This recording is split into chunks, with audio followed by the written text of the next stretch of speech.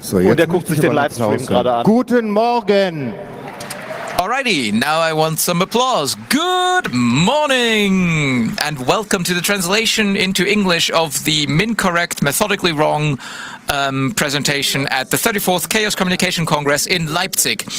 The translation is provided by me, Miriam, Frau Blauwal and Shanks, and we always welcome any feedback on Twitter at the hashtag C3T or to @C3Lingo. And he's wondering what day it is, 2 or 3? Okay. 3? Ich fühlte mich nach Tag 1 schon I was, with the distances here, I was feeling as if day 4 was through, and I was totally through already after day 1.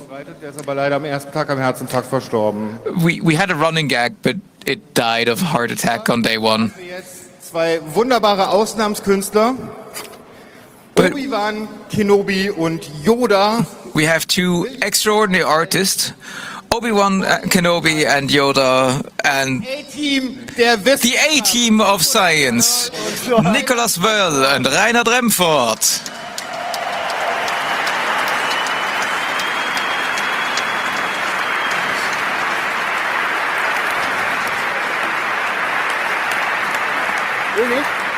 Natürlich nicht. Okay. Gut an. Well, that's off to a good start. Die Latte schon mal sehr hoch für den Abend. Well, that's setting the bar pretty high for tonight. Jetzt läuft's. Now it's working. Ton kommt noch.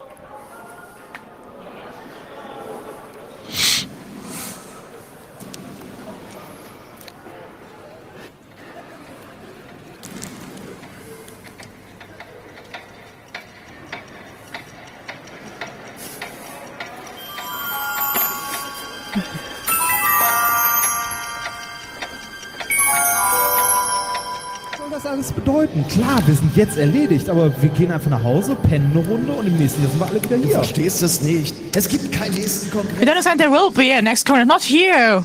We have to go to the next congress.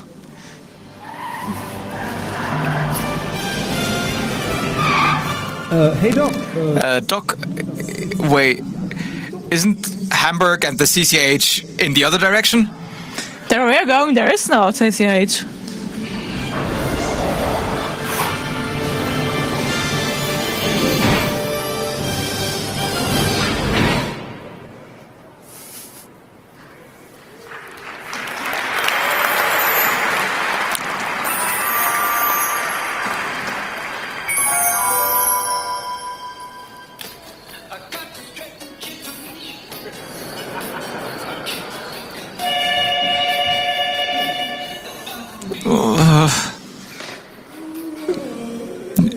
Yeah, who is it? What's going? Hey. You haven't slept, have you? No, there's like lots of time, like but You know, today at 11:30, I'm just preparing the last experiment. It will be awesome. When will we be here? just 5 minutes. Damn.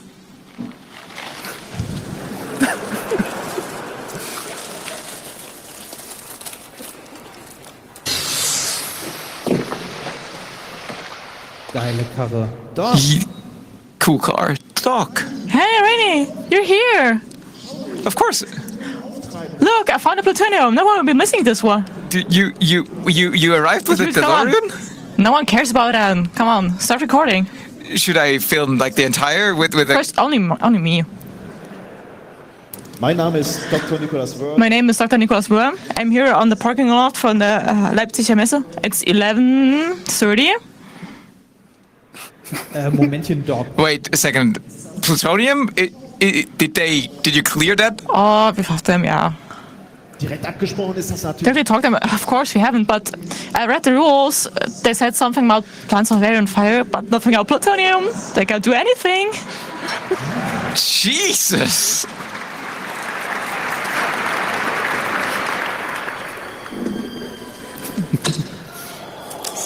schlimm.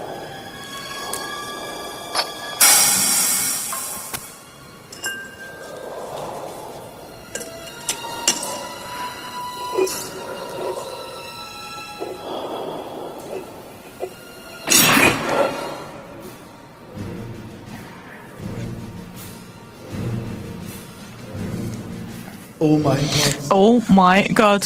They found us. I don't know how, but they managed. They found us. Who did, Doc? Der Messe Leipzig. The responsible people for the hall. Heilige Scheiße. Oh, holy shit. Ich lenk sie ab. I go and distract them. Ja, bitte. Nein, Doc. Oh no, Doc!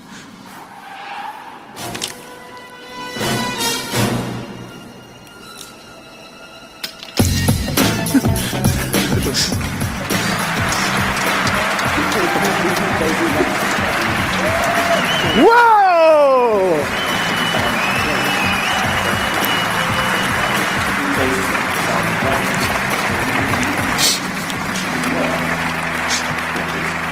Methodisch inkorrekt, Folge Methodically 111. incorrect.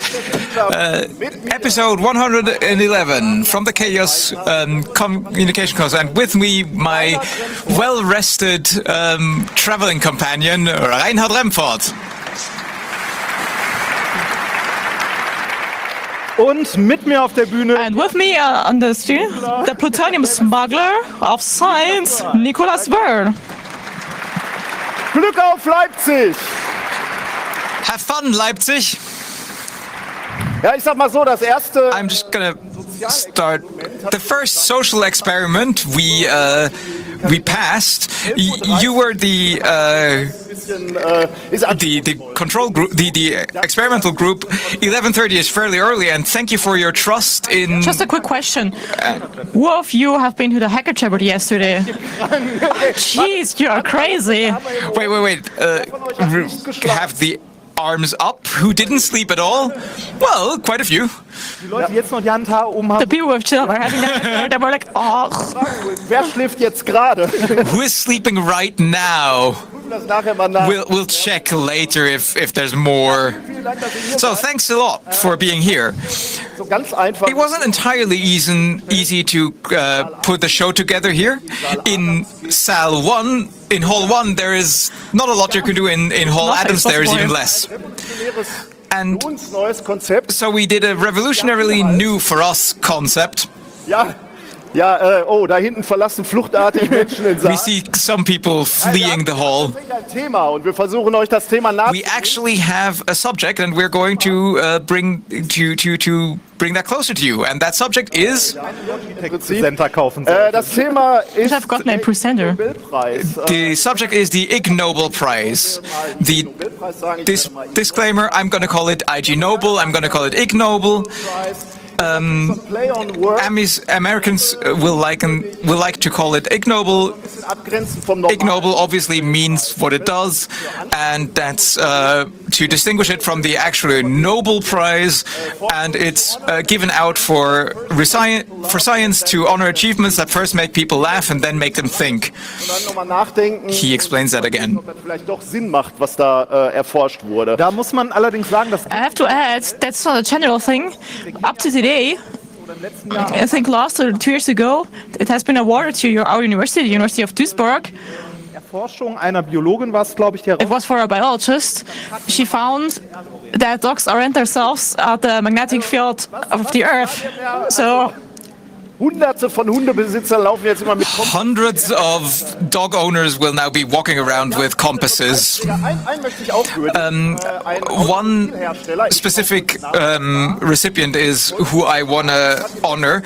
I'll quickly check. Oh, Volkswagen got a prize in chemistry for their solution to the problem of the mechanisch weniger Abgase produziert werden. increased emission of bad stuff from cars by cheating, basically. Vielleicht noch ein kurzer Zusatz. VW hat den Preis To add that, Volkswagen did not accept the prize. dass die anderen irgendwie besser wären. it wouldn't be the case that the others were better. Erste Mal, wo der Preis So the first time the prize was given out was in '91 by the journal Annals of Improbable Research at the MIT since 2012 at Harvard. And this, I guess my presenter is Is not it working. on? Es wird ja mal behauptet, ich behandle ihn schlecht. Usually it's claimed that I treat him badly, but it's the little stings that hurt. No, it wasn't on. So wrong. Funktioniert er denn jetzt? Is it Does it working work now? now? Oh, no. Doch. Oh yes, it does. Woohoo! Ja, ja. Yeah, yeah. Doktortitel. I don't care. I got my doctor title. So. IG Nobelpreis. All right, Ig Nobel Prize. That's a picture of, well, I don't think last year, but I don't know. But it just shows all the elements that really are relevant to this event. It's a bit special. It's kind of Monty Python meets physics humor, and I think our mix-up is better. But we'll see. I'm not going to promise too much. In the background, you can't really see it anymore, but the human curtain rod is standing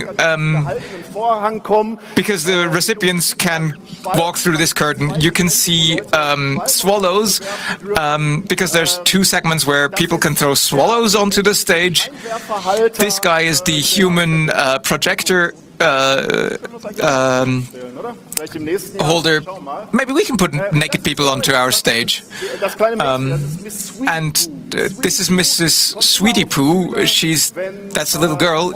She always gets onto the stage when people take too long, and she gets on the stage and says, "Please stop, I'm bored." And I suppose we could try that at scientific conferences. Here it works, but at scientific conferences, I think that would be rather interesting. Which is the same component of the statue.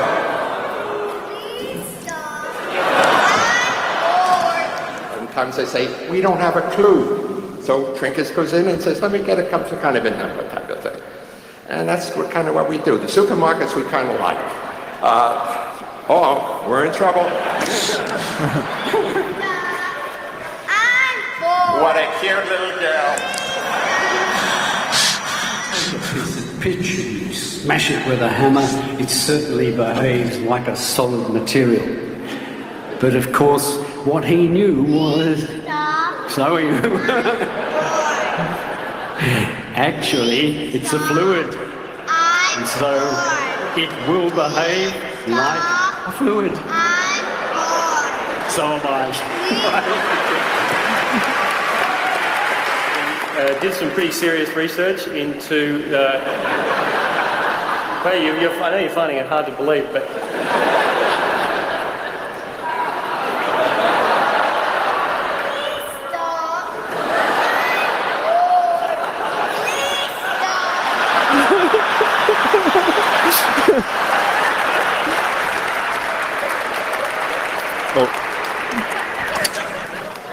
So, ich habe mein Gag All right, you spoiled my gag. verdammt. Oh well, crap. Spoilered. I'll try it again. Auch schon vorher. We already had this kind of element before, a little less passive-aggressive. My son, 2 years ago, fell asleep and kind of told me that he was bored by that. By the way, here in the wonderful interpretation by Bitterwan, that's now hanging in our living room. Who's asleep right now? Ooh, fewer, and not my son, which is pretty good, I guess. Let's get to the first category of this year. That's the category Anatomy 2017. We'll go back to 1991. There were 19 scientists of the Royal Society of Medicine in London, and they were thinking, we've got this incredible potential, and we've got people going to doctors every day, and they get written off sick, or they get pills, and we can use this contact between doctors and patients to do studies.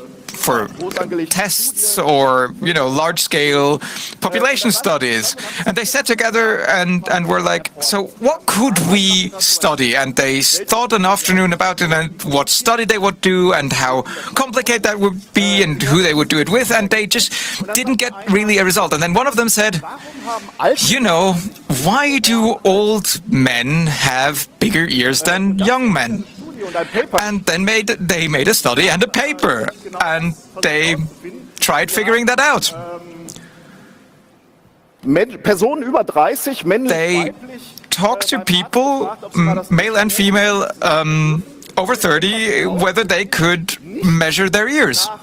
And einschneidenden Diagnosen. they did so explicitly not after serious diagnostics. So they didn't go up to someone and say, you've got one more week to live, but you've got a wonderful ear. Can I measure that? So not that, but they talked to a whole lot of people. And that's the result of the study. Age of the patient and size of ears. There is... Remford is getting... Yes, well, it sees there is a linear regression, but apparently we can't fit anything to that data. I personally think to assume it's a linear regression, that's very... That's crap. Of course you can put a linear regression there, and that's obvious, and it's 0.22 millimeters, and of course you can see ears scattered. 0.02 millimeters per year. Auf 0,2 Millimeter genau vermessen. They could measure his ear with that precision. That soft thingy on your head. Das als Fehler And I don't feel bad to claim that as their uncertainty. Aber in dieser Studie I don't know what you have hanging off your head. In this study that has been rewarded, well, since my partner is just complaining, let's look at the data. Maybe, it's you can always check a study for relevance if you can make a good prognosis with it. was 900 Jahre alt. And we figured, if we had a being that lived to 900, how big would their ears be? The size of the ear, let's start with 6 centimeters times 900 years times 0.22 millimeters. And, well, for this guy, that seems to work out really well. So, looks like good data. Das kommt für diesen Kollegen ganz gut hin. Yeah, that really fits him. In der Kategorie So that was the prize recipient in the category of The anatomy. nice thing about this, I would like to start the next one, but on your notebook, I can't see which one is the next slide, though. Well, of course, you could have assumed, you try it You're out. able to use your techniques. So, nächster Preis. Next one. Und Herr Remford ist genauso überrascht wie ihr. And he is just as surprised as you guys are. Biology. Nobelpreis in der There was the Nobel Prize for biology for Vagina und ein. they have found a male vagina and a female penis. Ich war erstaunt, als ich das gelesen habe. I was fascinated as I read it. I was like, what? Why? How? Es geht dabei Tiere, die in einer brasilianischen. They're talking about animals in a cave in Brazil. It's talking about insects. As also kids are here, don't look. Kommt jetzt Rule 34. Now we have Rule 34. If you can think of it. If you can think of it, there's porn of it. Ach, ist das eine Scheiße? Oh, come on, that's crap. So. Okay, there we are. So, es gibt ja ein paar Details zu. There are some details which can be seen. This at the bottom, that's the male one. And here at the back on the top, that's the female. Jetzt fragt man sich so ein bisschen. Now you're probably asking yourselves, I remember that differently. At least a little bit. Das Ganze ist ist ein Originalbild aus dem Paper. That's an original picture from the paper. Das Ganze noch ein bisschen genauer angeguckt. They have a closer look at this. And they have colored this animals, and they have looked at it in the microscope. And it does not really work properly. Und das Ganze ein bisschen vergrößert dargestellt. So they have looked at it on a bigger scale. On the left-hand side, you can see this on the microscope. And on the right-hand side, you can see the sexual intercourse in a schematic sketch. Also Real Porn, Hentai. So real porn and hentai. So, das ist der Penis. Ja, was ihr hier seht, ist auch What you can see here Auf der linken Seite. On the left-hand side, that's the male. And here it has a collection of the semen. And here it is penetrated by the female with its penis. And about 70 hours. Oh ja, ja. Und was ist daran jetzt ungewöhnlich? What's strange about that? Ich will nicht wissen, was ihr bei euch... I do not want to know what you are doing in your bedroom. Frau weint leise in der ersten Reihe. My wife is crying silently. Wie ihr hier seht, As you can see here, the female's penis is bent a little bit. So it can actually get stuck to the male one. So that's often the case for animals, that the penis is actually bent, so that during the sexual intercourse there's a strong connection. So in the picture I've seen, they're actually connected at the back. ja, durch diesen geschwollenen... And this is actually happening with this swollen penis here. And this is so stable that tried to take these animals apart, to separate them. Das Hinterteil abgerissen wird. So actually it was strong enough to tear away that back part. They tested once. So in the paper they say n equals 1. Davon ausgegangen, dass die Verbindung damit genügend getestet They assumed that's enough experiments of that. Ja, was relativ selten ist, was man im Tierreich... It's pretty seldom to see in biology, because usually dass es das Weibchen the female, Partner halt sehr gewissenhaft aussucht. the female is looking for their partners as the cooldown is longer. So meaning that the next time they can have kids. So for the males, they try to get to as many females as possible. And in this species, it's exactly the opposite direction. Sich relativ schnell mit So the females are trying to get as many males as possible. die Männchen versuchen sich... And the male ones are trying to get as less females as possible. That's pretty strange though. Biologie ist spannend. But biology is interesting. Genau. Exactly. Biologie, ne? Especially this biology. Kommen wir zum nächsten Preisträger. All right, next one. Der Herr Remford hat es im Food. letzten Podcast so schön gesagt. Es gibt so Remford said this nicely in the last podcast. There is science where you think, oh, they're far ahead. And there is science you think they're a different kind of ahead. And this is the second category. You could also say, fuck this, I'm out of here. Man hat nämlich eine interessante Beobachtung gemacht. There was an interesting observation in the Caatinga region in the northeast of Brazil. Fledermäuse, Vampire. Bats are living there, vampires, they drink blood. Möglicherweise Vogelblut. Fortunately, blood of birds. Vögeln eben. Yeah, so they drink blood of birds. Wissenschaftler sich angeschaut, die Exkremente von diesen... Scientists looked at the excrements of these bats. Wie die heißen, ich habe es vergessen. Let's look at how they're called again. Yeah, that's das ist der Kammzahn-Vampir. Die haben sich the Kamzan vampire. Kammzahn-Vampiren angeschaut. They looked at the excrements of 70 Kamzan vampires. Von diesen Häufchen sehen wir Menschen. Oh, in three of these excrements, we see human blood.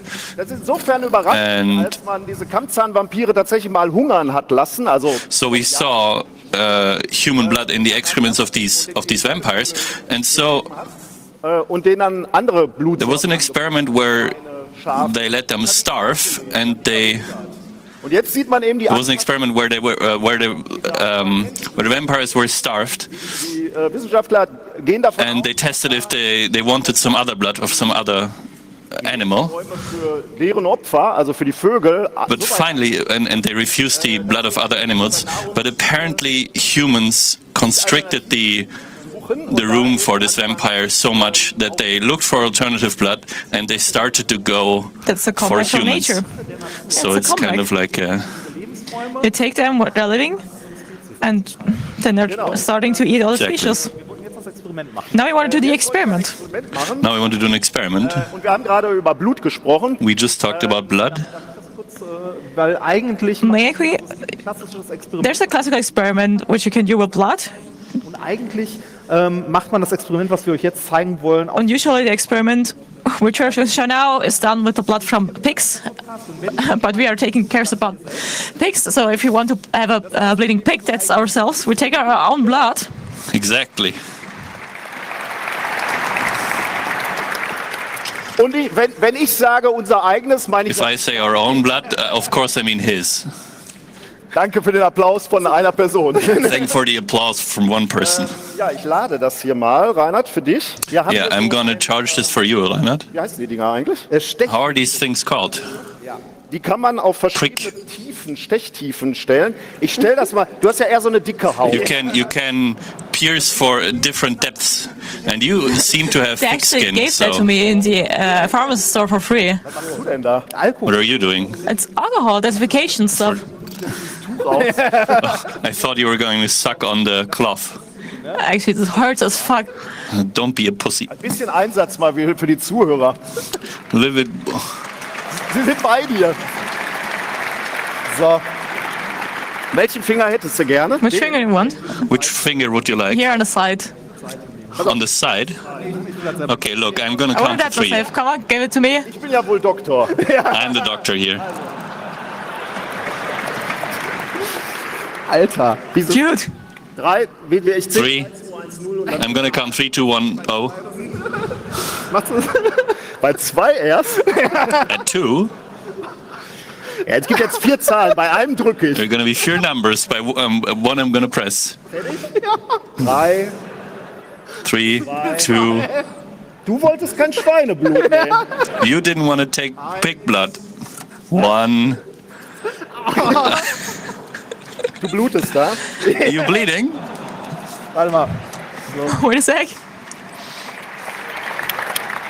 Wie viel kommt, bei dir kommt ja überhaupt nichts raus. There's nothing coming out of you. Du bist ja innerlich so tot, wie du wirkst. You're so dead inside. You're as dead inside as you look. Sein Finger. He's milking his finger.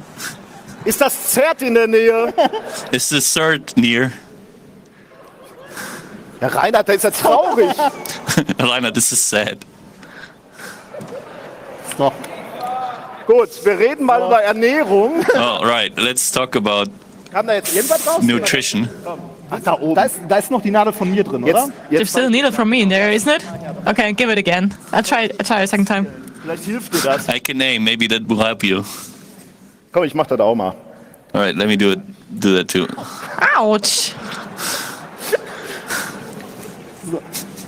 Ey, da kommt echt nichts. There's literally nothing coming out.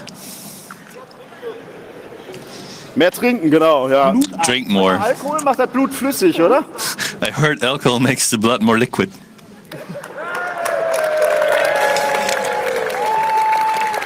Applaus für das Zert. Das ist doch Applause for the CERT.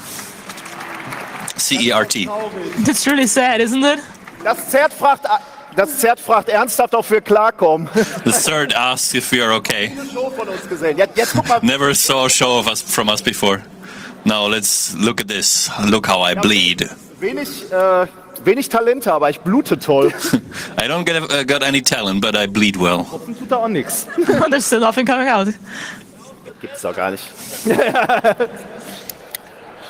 Wir brauchen doch nur einen Tropfen. Braucht ihr einen Arzt? Nee, geht schon. Braucht ihr einen Arzt? Fragt er nach einer halben Stunde. Ich dachte, He's asking us if we need a doctor after half an hour.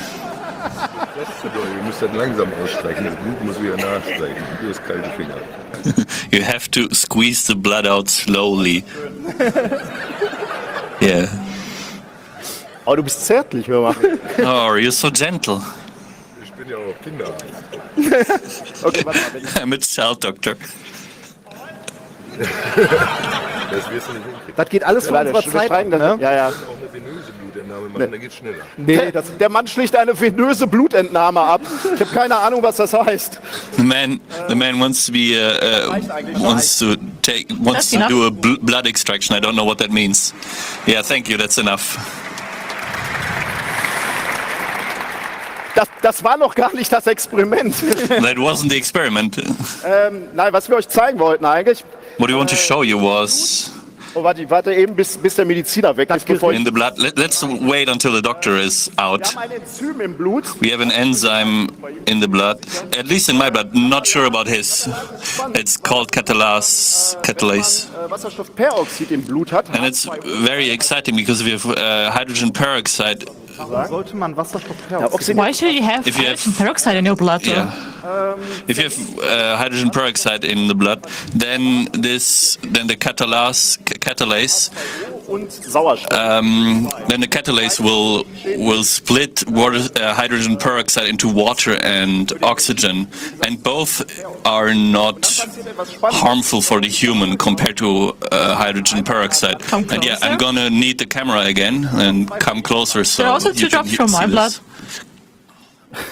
Das sind ja aber wirklich unscheinbar. Jetzt tropfe ich da mal Wasserstoffperoxid. Now I'm gonna drip hydrogen peroxide on this. Oh, I'm shaking. Das ist ja auch sehr gut. Yeah, loss of blood. Gut mit. Nochmal hier, dann mal den jetzt Rand. mal gucken, ob der Reinhard auch Katalan. Ja doch. Oh, guck. Oh, guck. Let's see if Reinhard also has catalase in his blood. Da ist Sauerstoff entstanden, So oxygen was created there, zusammen mit dem Eiweiß in unserem Blut. and oxygen together with the Ein bisschen wie Eischnee eigentlich. Und das ist das, was ihr jetzt da in der kleinen Schüssel findet. yeah, and this is bubbling. Das ist halt Schweineblut. Of course, this would have been funny with 3 liters of pig blood, but we didn't want to do this. This is why I need a.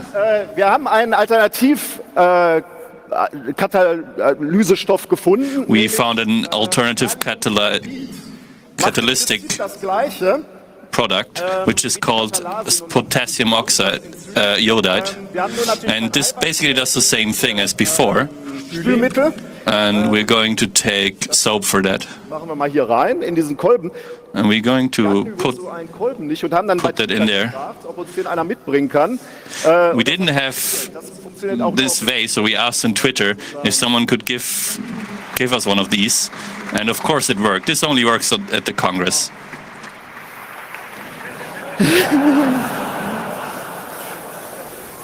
Wir hörten, Messeteppich ist nicht teuer, aber muss ja nicht sein. We heard the carpet is inexpensive, but still we haven't do that. We haven't tested with this thing, but Oops. Wir haben die billige genommen. We took the cheap one. Wasserstoffperoxid vielleicht für so Folien auch nicht so das Beste ist. We Aber didn't think about hydrogen peroxide maybe destroying the foliage, but we will see. in einem Gefäß Potassium iodide in the one bottle dann and hydrogen peroxide in the other bottle. die Folie ausprobiert. Noch das Well, we neither tried the foliage nor the bottle nor the mixture. So we did try this in the skaliert. laboratory, but let's see if the Das Gleiche, was wir gerade scales. gemacht haben. Halt nur So it's basically the same thing we did with blood before, but Anscheinend nicht. obviously not.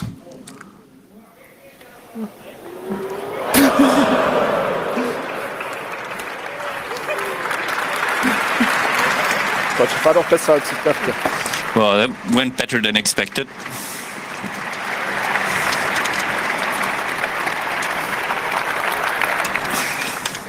Mir läuft hier gerade das Iod und der Wasserstoffperoxid in die offene Wunde. The iodide and the hydrogen peroxide are in my open wound.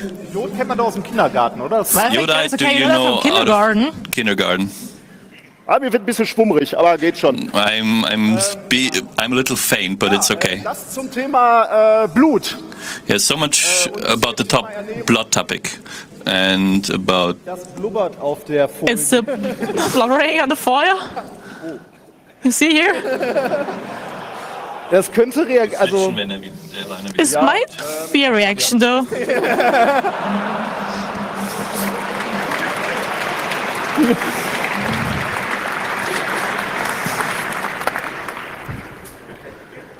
Es gibt wenig Probleme, die man nicht mit Kleenex lösen könnte. There are a few problems you can't solve with Kleenex. Let me through. I'm safety expert. Well, that's it. Was denn? Okay. What? Mach doch mal das nächste Thema. Du musst ablenken hier von dem. Talk about the next topic. You have to. The presenter is still not working. Es geht um Peace. We're talking about peace. Spielen eines Didgeridoos gegen Schnarchen. For demonstrating that playing a didgeridoo is an effective treatment for snoring. Das ist auch ein Originalbild aus This is an original picture from the paper. The control group from the didgeridoo playing It's not as you could think that they have smoked a big bong. An einem standardisierten They have used a standardized plastic didgeridoo made out of plexiglass, als Bong benutzen konnte. which could be used as a bong after the experiments. Warum untersucht man sowas überhaupt? Why do people look at this? Why is this important? Why is snoring an important topic? Warum könnte es wichtig sein? Why could it be important that people to experiment that? Snoring means that during the sleeping you do not get enough air. So it's enough air to survive, but the sleep is very bad. So the next morning you are very tired. Generell nicht so gut Luft und You can't breathe properly and you do not feel fit. Even worse, it's not for the people who is actually snoring, but for the person sleeping next to you. Beziehungen dran zerbrochen. Actually, relationships broke because of that. And there is a wide variety of possibilities that you can suppress this snoring. This study has been done with 25 people, and didgeridoo is a possibility. For 3 minutes, they had to practice 6 days a week for 25 minutes. That's also a point which is not so good in relationships, but afterwards they were hoping to snore again. But what did I find out? That is actually helping. It's on a significant level. The people are snoring. They have been less tired during the day. Und hat wunderbar funktioniert. It worked very well. Ich muss sagen, das ist jetzt nicht unbedingt die beste Lösung. I have to add, this is not the best solution. Das Didgeridoo weitestgehend akzeptiert haben. In the paper they say the people have accepted the didgeridoo. Die Akzeptanz der So the acceptance of the patients was very high. But the problem was, as Nikos already said, if you have to practice 6 days a week for 25 minutes, I think snoring doesn't matter anymore. andere Möglichkeiten. So there are other possibilities. Das mit dem Schnarchen in den Griff zu bekommen. Und zwar, ich habe das Ganze mal Snore Wars genannt. I have called that Snore Wars. Und, so the wars in a relationship. This has also a subtitle. The Return of the China Gadget. Wie ihr euch denken könnt, ist as you could imagine, China Gadget there is more than one China gadget which should suppress the snoring. sehr professionell, wie ich finde. For the first one, there's also a very professional advertisement video. It takes about 6 minutes. We won't watch the whole. It's an instruction how to use it. I have it with me, and Mr. Ware is allowed to test it. Wait, what? Um es vorwegzunehmen, ich habe nicht And to say it once, and it only have one China gadget. I have 3 of them. Starte mal. In der Zeit. Sorry. Meanwhile, I'm going to look for them. Is as easy as it is comfortable. Das könnte von Apple sein. An independent dilation system allows for subtle adjustment from one nostril to the other, ensuring optimal airflow. To get the best fit, with clean hands, hold mute by the bridge, with the curved arms facing towards you. Place the curved arms into your nostrils first, so they make contact with the inside floor of your nose. Wir sind es ja auch gewohnt, gelegentlich mal so Auftragsproduktionen zu machen. Ich frage mich, was dieser... We're used to having to do, you know, dann auch noch so drücken. custom products, but we were wondering what this guy was thinking while he was doing that. We'll stop. He explains how to vary it in size and all, and I, of course, spared no expense and ordered that, and it didn't get stuck at customs. It's actually nicely packed away. Actually, do you have... No. Also Schnarchprobleme? Does he have snoring problems, Rosie? She says, well, so probably yes, yeah. Sie lügt professionell. She's professionally lying. Was? Das sieht ganz anders aus als gerade. But this doesn't look like in the ad. No, that's impossible. Das ist die China-Variante davon. It's the Chinese variant of it. Ich habe noch was auf Peroxid an den Händen. Soll ich dir das in die Nase pumpen? Vielleicht nicht. Maybe not. Du weißt, bis zum Anschlag. Oh, ich habe You know, all the way. I didn't cut my nose hair. Please not from exactly below. Are you happy with this application? No, it has to go really all the way. It has to hit the bridge. This is hurting. Can you imagine this? Is that uncomfortable? It should help. Punk's not dead, oder? I'm gonna say punk's not dead. Well, snoring causes the soft palate when excitation and of breathing, it starts to oscillate, and that's what the snoring happens. And this thing keeps your nose open, and therefore you will be able to always breathe through your nose. And sure, maybe it's uncomfortable, so maybe it doesn't really stay there. Staying in there properly. Jetzt ist es, glaube ich, tiefer reingerutscht. Now it went in deeper. With one or other China shop, there is actually a category of snoring, and I found something else there. That thing is kind of okay, but these are my two personal highlights, and this is for putting in your nose again, and it's an air purifier. And the nice thing really is the packaging, because take a look at this picture. You can hardly see it. I put it in the presentation for that again. Ja, ist, also, ja, da. The air purifier. That's what's on the back of this. Und, and, well, I wonder. Ja, Schnarchen ist nicht schön, aber solche Yeah, I know. Snoring is nice, but these shocked faces in this group. Again, this is a thing for applying to your nose so that you can breathe freely and not snore. Noch zusätzlich zu dem, was ich schon in der Nase habe. Additionally to what I already have in my nose. No. Oh, please. This one is soft, and you will probably sound extremely stupid. Amazingly comfortable. Great. So confident. Eine leichte Note von PVC. A hint of PVC. It's fucking gross. Wie gesagt, das Schönste fand ich diese Verpackung. So, I mean, the best thing was this packaging. And if you look at this picture a bit more closely, if we could have that on the screen. The picture? Yeah. So if you see this child and all the people, and it looks shocked, and the hearts look kind of more like blood presses, and I think one of these guys has a hammer. Wow, they really made a shooting for this China gadget? Can't be. So I did Google reverse image search. Where might this be from? And I actually found it. And it's actually from a remake of Stephen King's The Mist.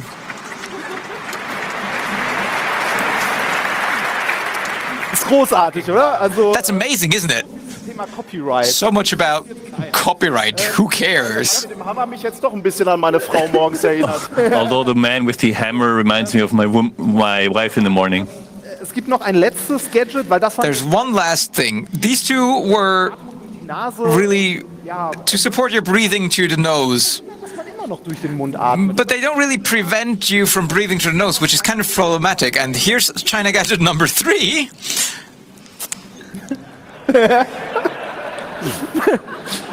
Halt es mal kurz, falls du dich fragst, wie. Hold on to this for a second. If you wonder how this is applied, here's the picture.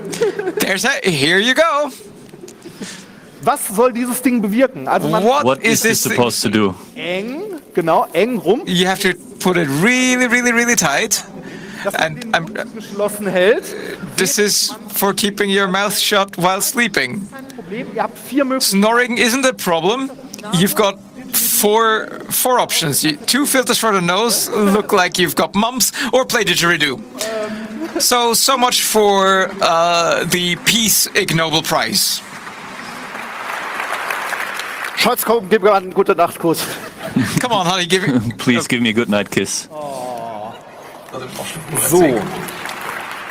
Okay, darf ich es ablegen oder? Ja, du darfst es ablegen. Yeah, you can put it away. Thema weitermachen. Was ist denn das nächste Thema? So what's our next subject? Besser vorbereitet ist als ich und nicht gucken muss. Since you're better prepared than me and don't have to look. The next topic is amazing. Im nächsten Thema habe ich etwas gelernt. Next topic. Über uns beide mal wieder. While studying for next topic, I learned something about the two of us. We're middle-class scientists. That's not surprising for the audience, I guess. Wir hatten mal ein Experiment. We had an experiment. Es war I'm gonna say it like this, Reinhard. Klassiker. One of our experiments was a classic. Oh crap! Now I know what's coming. Ein Klassiker. Die In-Ear-Löffelglocke. The in-ear spoon bell.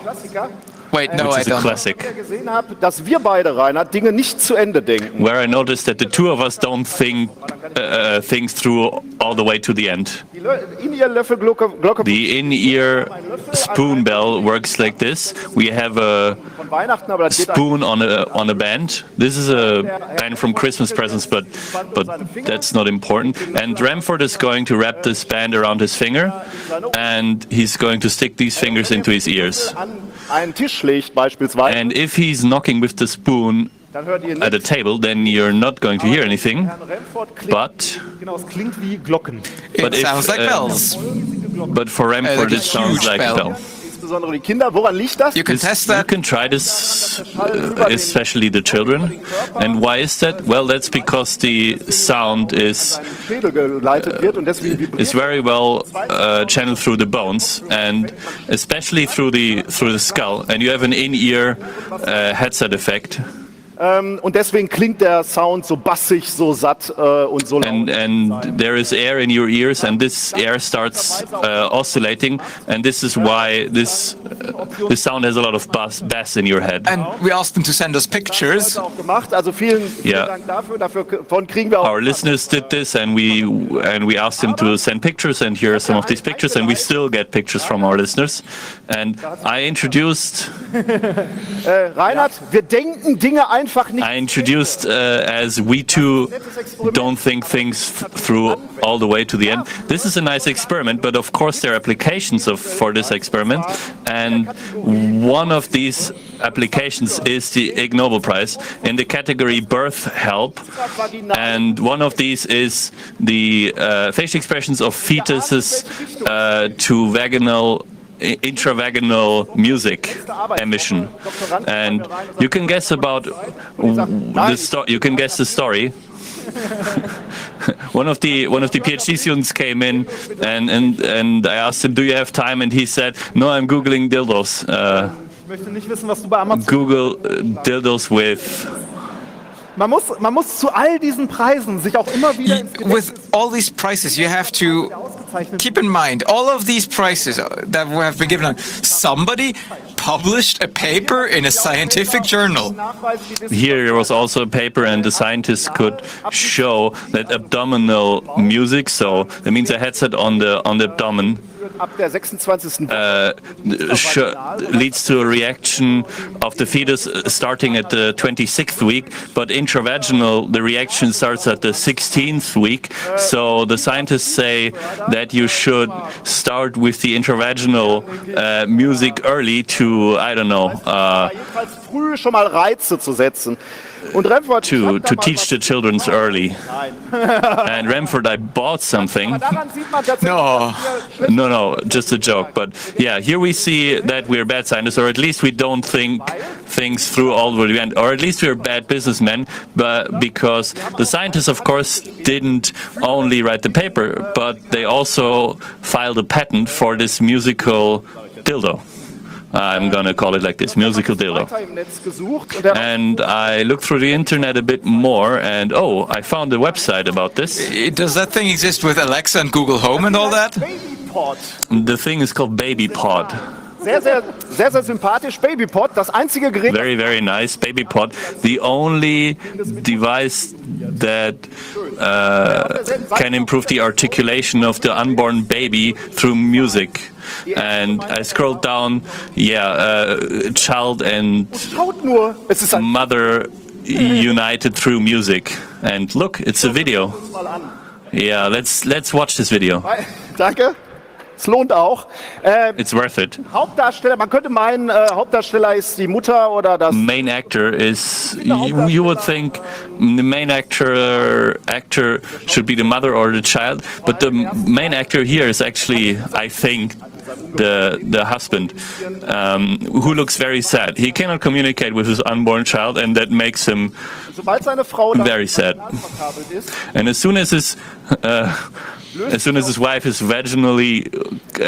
is wired vaginally, his mood improves. Music stimulates the baby before birth. This is a scientific fact. But how to convey the musical stimulus in the same way that we cannot hear what is going on inside? The baby cannot hear what is happening outside. This is also a fact. Das tut richtig weh, muss ich sagen. Scatter sound. Really, really hurts seeing that. We can stimulate the baby. 3D ultrasound scans demonstrate this.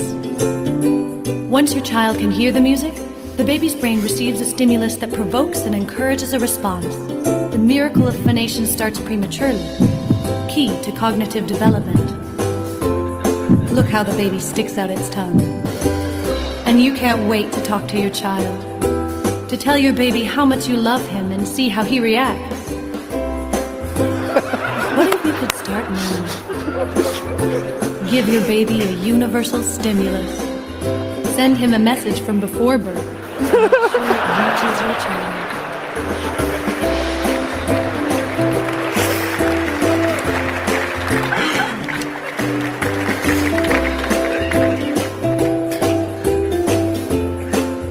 Ich find's geil, was wir als Menschheit leisten mittlerweile. It's kind of amazing what humankind can do these days. Science. This is science, it works. Ich warte auf den ersten Tag, wo ich I'm gonna wait for the first day where somebody sits down in front of me in the train and puts this on the table. Just a sec. Right? Ich frage mich auch, also I wonder. Yes, of course, communicating with the kid is good, but you can overdo it, right? At which opportunity can you use this? In the video, watching this video, I asked myself if the child does even want that. Maybe it's screaming silence, silence. Well, I have to admit, But just imagine your kid is born and it's singing "Breathless." German Schlager song was a hit this year. Ich bin ja ein großer Freund der Live-Musik. I'm a big fan of live music. Und ich sag mal so, warum soll Gonna say it like this. unseren Kindern vorenthalten? Why should we not show this to unborn children? And there I saw I found the YouTube channel of BabyPod. Vaginalkonzerte. Vaginal concerts. Hätte ich auch nicht gedacht, dass ich so ein Wort mal auf einer Bühne sage. I wouldn't think that I would. I never thought that I would say a word like this on the stage. Ja. So viel zur Kinderfreundlichkeit von inkorrekt um 11:30 Uhr. So much to child friendliness of inkorrekt at 11:30. Vaginal concert, a new idea of BabyPod from BabyPod. Included in a very special concert by Soraya to welcome Christmas that a group of mothers and future babies were able to attend. Stand da Sekt auf dem Tisch? Ja, glaubst du, das machst du nüchtern? You think you do this without being under the influence of alcohol? This is the first concert for fetuses ever made in the world. Today, with this vaginal concert, for the first time, the fetuses have had the opportunity to quit the soundproof environment they live and listen to Christmas songs. For the mothers, this show was a whole new experience that allowed them to feel and share the songs with their unborn babies. Well, actually, it was the first time I experienced something like that. It was unique. Soraya, the singer, undoubtedly won't forget this show. I've never been performing for such a young audience, so for me it's been very special.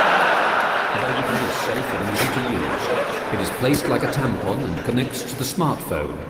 It is a revolution in gynecology.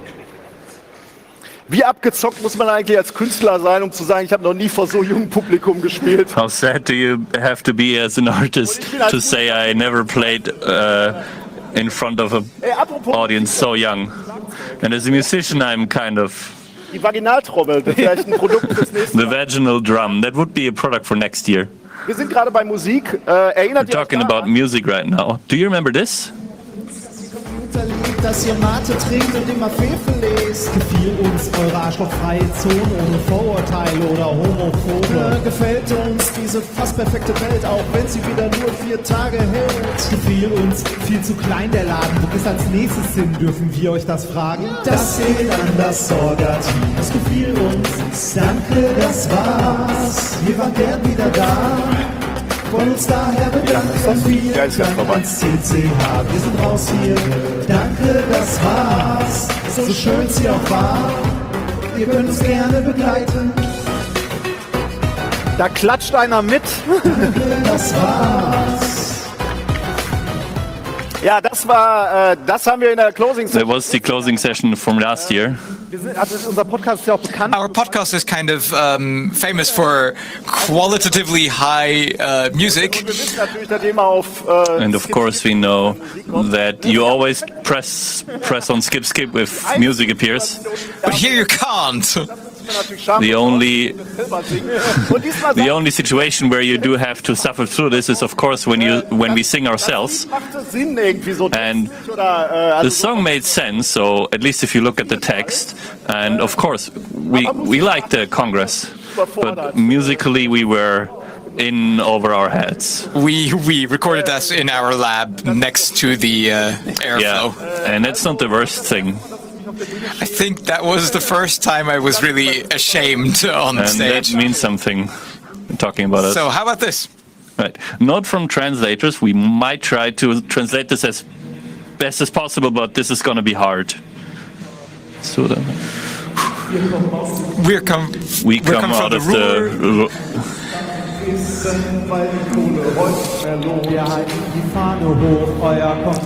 Sorry, just enjoy. Never mind, no chance.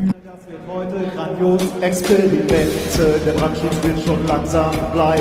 Sind das Update inkorrekt 2.1? Wir wollen was abfackeln, sprengen, doch der Saal ist zu klein. Die Nobelpreise haben wir deshalb heute euch dabei.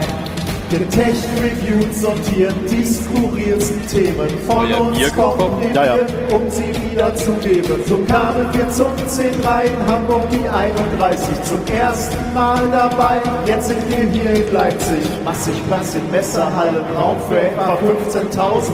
Dicken Dank ans Orga-Team, dass wir hier sind. Hey!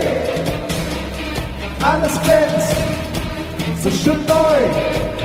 Dass sich das auf der anderen Seite der Monitorboxen genauso schlimm hat. Wie es uns hier gefällt, so neu. Was ist das nächste Thema von mir? Hamburg mit Stauben, in Leipzig geht es weiter. Dank der Community fällt uns der Umzug leichter. Hören wir mal den Sound an. Wow! Alles klingt so schön neu.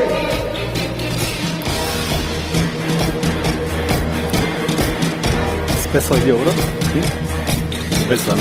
Engel sind auch mitgekommen, um mit euch den Kongress zu rocken. Helfen da, wo Hilfe fehlt, Ehrenamt ist nicht zu trocken. Rock und Nock sind aufgebaut, Daten fangen an zu fließen. Die Sicherheit liefert das Pferd am Bocken hinten schon. Rate wurde herangetragen, kalte Stellen serviert. Schon von hoher Qualität wird durch das Bock garantiert. Soll doch was fehlen, dann schaut einfach kurz beim Rock vorbei. Ganz egal, was ist auf Wissen, zaubern ist für euch dabei. Die Lounge steht ein, um am Soll zu tanzen. Niemand bleibt allein, jeder ist Teil vom Ganzen. Scheißegal wer es ist, jeder ist hier willkommen. Auch wenn du anders bist, bist du hier ernst genommen. Chaos Communication Congress, bessere Realität. Wir würden gern für immer bleiben. Schade, dass es noch nicht geht. Hey! Alles glänzt, so schön neu. Mann!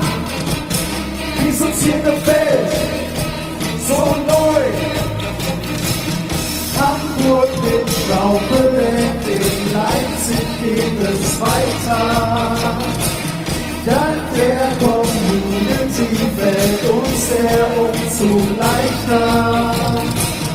Das CCH ist weg, auch wenn wir es vermissen. Ist Leipzig auch ganz nett, das sollen alle wissen. Hey, alles glänzt, so schön neu.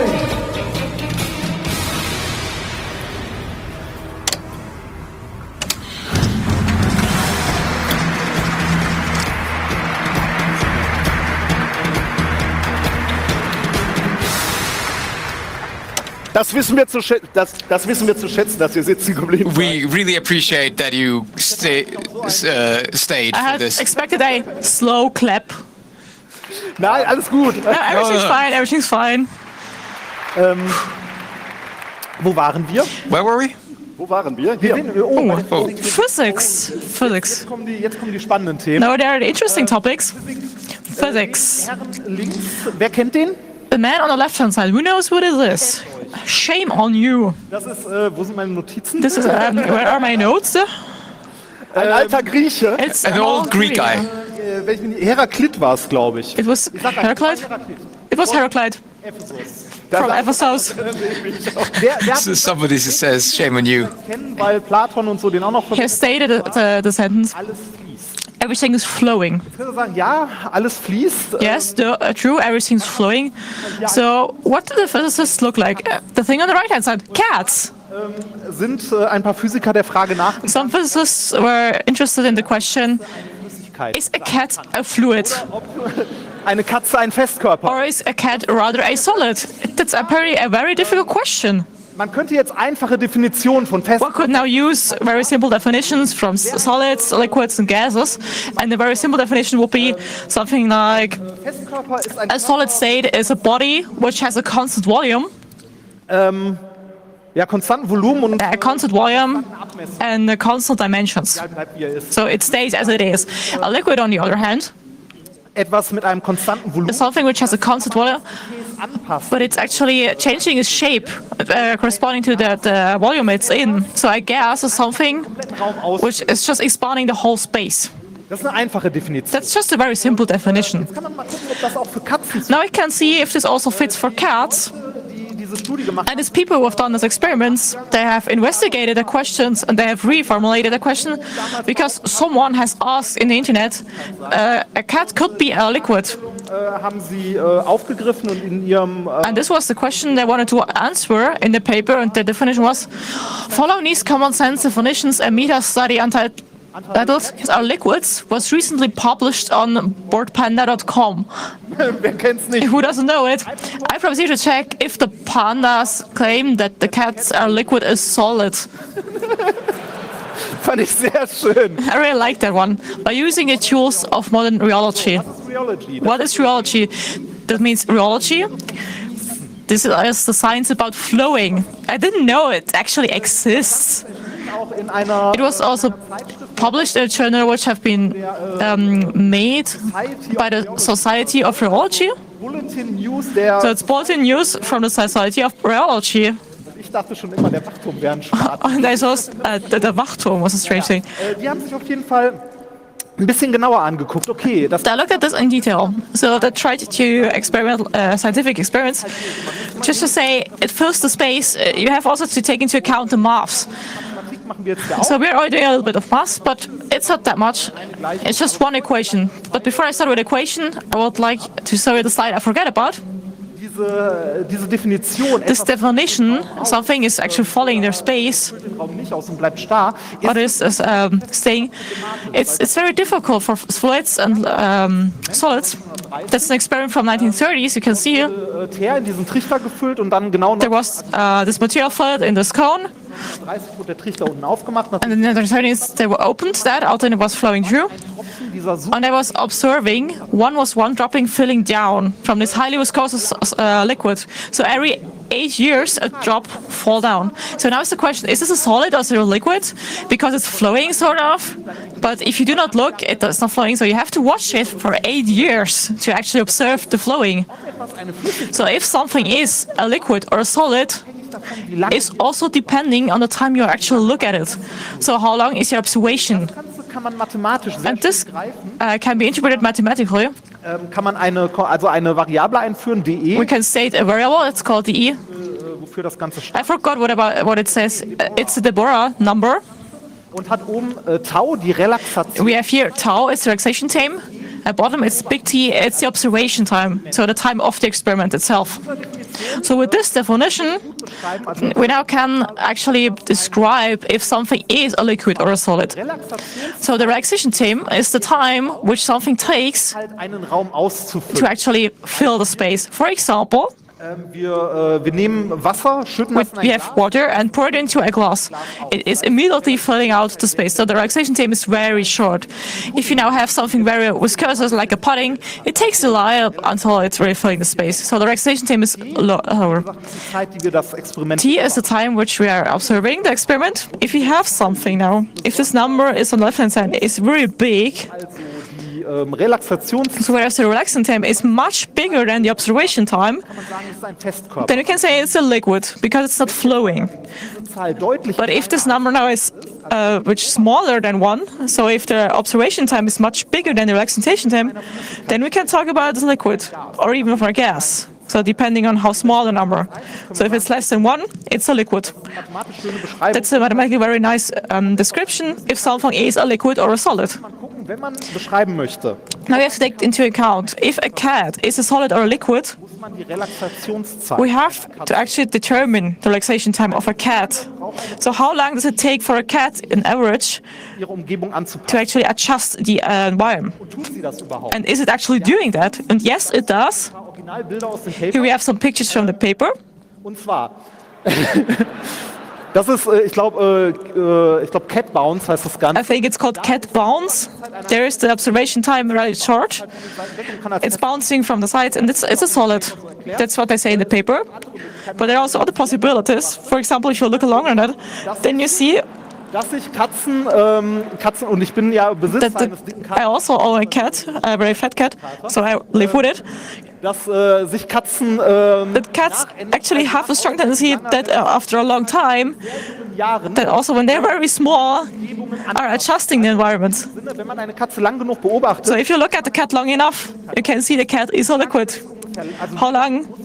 So how long do you have to look at the cat? They have looked at different cats, and they saw that the average relaxation time of a cat is about 1 second.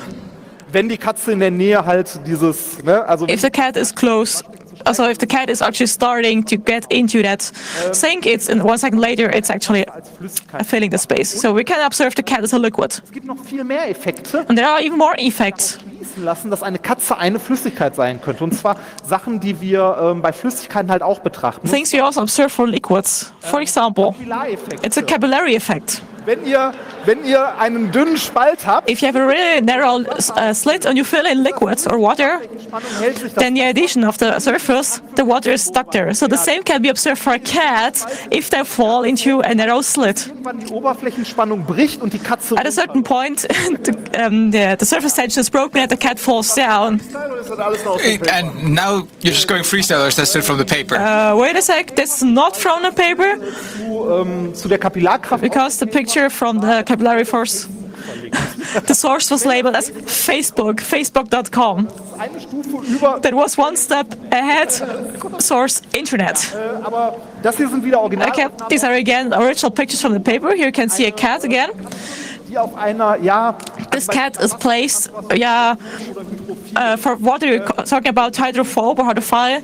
In the paper they have used the word superphalidophobic. Also Felia ist ja die Katze. So Felia is a cat. Und das ist eine katzenphobe Oberfläche. So apparently that's a strongly cat-repellent surface. Also an dem hohen Kontakt. You see that from the high contact angle from the cat to the surface. Weitere Effekte. Other effects which have cats in common with liquids. There are surfaces wo Katzen quasi where the cats are repelling from, for example, water. So it's not working. Or on the other hand, adhesion forces. There are surfaces where cats are actually sticking to, and they are slowly going down, just pulled by the gravity. Ups, das war. Und euch ein bisschen zu zeigen, dass so now to show you that effect, so that solids can also be liquids, we have 2 little experiments. Ich weiß gar nicht, was wollten wir alles machen? I can't remember what else. Okay, that's what we start with. 2 Plexiglasscheiben. We have here 2 plates made of plexiglass, which we have stuck together. Mit einem kleinen Abstandhalter. Wo ist denn der Trichter? Also ja. Da ist der Trichter. And there it is. And what I have here is a mixture from poppy. A mixture of poppy in 2 bags. We have actually tried that in the kitchen of Mr. Word. I had to clean afterwards twice. I was forced to. Was ihr hier seht, ist eine Mischung aus Mohn und Salz. This is mixture. And we're now pouring it very slowly. That will be a mess. It's a mixture of poppy and salt. And we're going to pour it through this. No, it's going to work. So, okay. Now I'm pouring this into this mixture. Also im Moment fließt. So currently this is flowing, this mixture. So right now you should be looking at it rather as a liquid. But it's starting to form this kind of mountain, which shows up that it's obviously not a liquid. As soon as it rests, it becomes a solid.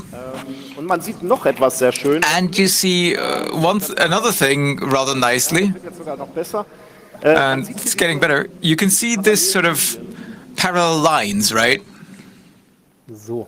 Hier folgt eine Entmischung. Also wir hatten vorher we can see a demixing. We had a poppy salt mix, and sometimes you can see it better, but you can see it here already, these parallel lines, because the poppy is a bit more coarse and it builds a coarse sieve, and the sieve goes through the poppy sieve and you get these layers of salt, and then you get another poppy sieve layer, and so they one by one they change, and you get this nice pattern that becomes a nearly demixed Why did you put that much solid. of that into this? But now I can see very nicely how this works. Genau, das war also auch ein eigentlicher Festkörper, der sich aber in Form von granularer Materie... So we have seen that's a solid, but still it acts like a liquid. So it's flowing, and then it can demixture itself. We have something else to show you. Der Zylinder. So where is the cylinder now? Ich such mal. Hier. Da. Einmal ein. Okay, there it is. Wir haben hier noch ein Glaszylinder We have here a cylinder made of glass. Mit sehr, sehr feinem Sand. We are now going to fill that with sand. Wir haben keine Kosten und Mühen gescheut und 25 Kilo Vogelsand. We have bought 25 kilograms of this sand here. Wir füllen hier mal. So I'm filling this sand into the tube. Wenn Festkörper in so einer granularen Materie, also as soon as solid are in the state of this granulates, they have some very interesting properties, because sometimes they are solids and sometimes they are liquids. If I now have this thing and I push it into it, so it's this is done very easily with a little bit of screwing. And now if I'm trying to make it a little bit narrow, wenn es locker ist, komplett nach unten durchschieben. Then I can actually put it to the bottom. So it's like it's a solid. Noch ein bisschen Sand einfüllen. Let's add a little bit more. Ich könnte jetzt sehr, sehr leicht. I could now easily take this out. Geht halt super leicht wieder raus. It's very easy, just as in a liquid. But as soon as you dance it a little, I forgot something. I wanted to show a YouTube video, but doesn't matter. Does anyone know if Kranplätze müssen verdichtet werden? Just as a German joke. Jetzt seht ihr, warum Kranplätze. So now you see why this has to be done. Nichtskönner. It's spaces where cranes are put. They have to be because they're not part of the European Union. Wenn man jetzt diesen Sand verdichtet, dann ändert if you are now so the properties are just changed. Sehr, sehr leicht rausziehen. So if I'm trying to take this out, if I now push that again, let that ein bisschen kleiner wird, weil das Ganze as I'm hitting so this, concentrated now. Weil Sand kann man durch Rütteln verdichten. Because if you shake the sand, it's concentrated. So compared to Mehl kann man durch Druck verdichten. For flavor, it's usually done by pressure. Warum mache ich hier eigentlich alles alleine? What I'm doing here all myself. Ich komme mir vor wie bei den Lesungen, wo ich gegen die Bierdose schnitze. I feel like if I could teach in a lecture where I snip against a beer can. Mache nicht kaputt. Don't break it. Is it borrowed or is it ours? Ich frage mich, was für dich mehr Wert hätte. I wonder what would be worth more to you.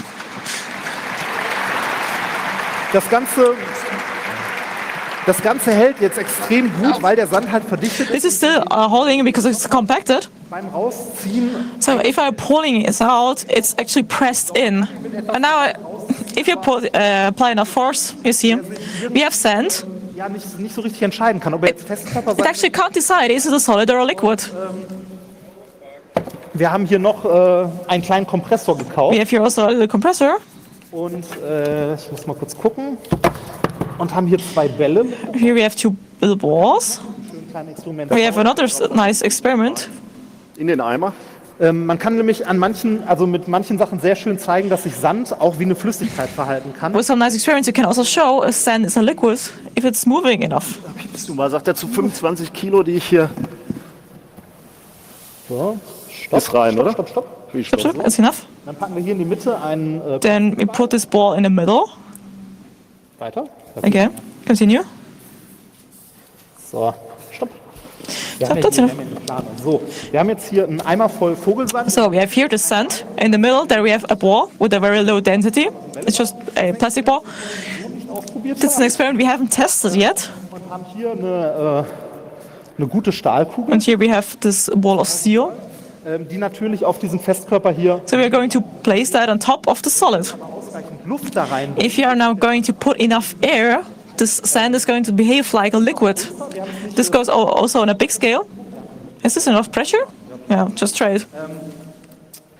Achtet mal auf die Kugel, was passiert, wenn wir jetzt... Watch the ball. If I now put in the air.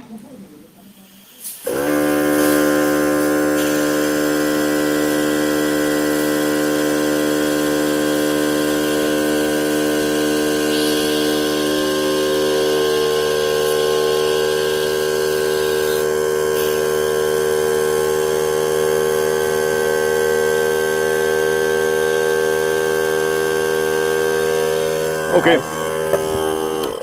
Man hat es blubbern gesehen und die Kugel ist untergegangen. So you've seen the ball has disappeared. If you would have more time and a better compressor, the other ball will also come to the top. Maybe I can find it. So the ball made of steel is... where is it? I can't even find this one.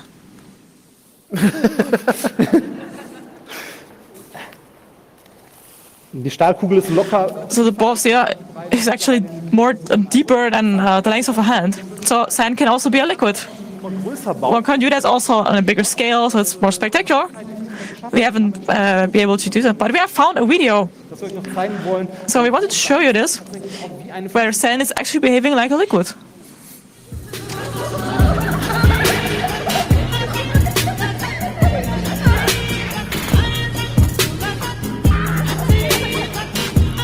Das Schöne daran ist, das funktioniert nur so lange, wie genug Luft da durchfließt.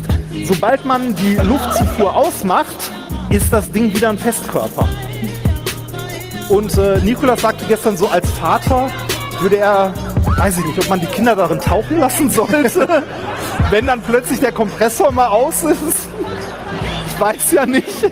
Kommt ein bisschen drauf an, ob man neue braucht. Ja. Maybe it depends on whether you need new kids. Ich bin unruhig, wenn ich das Planschbecken aufbaue. My son gets a little unruly when I put up the kiddie pool. Ich finde es schon geil, dass das Ding allein so blubbert. I really like the blowing. Da ist so der Moment, wenn man da falsch abschaltet, die Luft. That's the moment where if you turn that off the wrong way, dass das Zeug fest wird. The effect that this thing becomes solid, it's really heavy. So this ball of steel, you cannot easily take that out anymore. Da habt ihr das Kind gesehen. Have you seen a kid which was trapped?